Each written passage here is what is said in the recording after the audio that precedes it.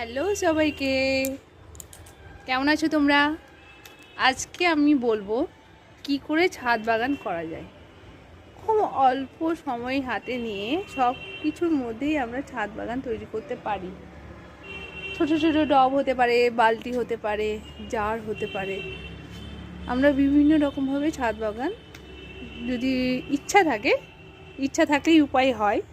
সেই জন্য আমরা ছাদ বাগান কিভাবে করা যেতে পারে সেই ধরনের কিছু ছবি দেখাবো, তোমরা দেখতে থাকো, ঠিক আছে?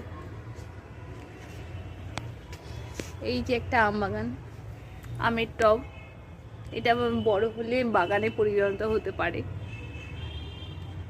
ঠিক আছে?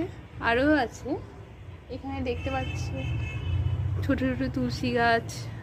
ছোট ছোট তুলসী গাছ তো টবেই হয়। তুলসী গাছ ছাড়াও আরও অনেক কিছু আছে, যেটা তোমাদেরকে আমি দেখাবো।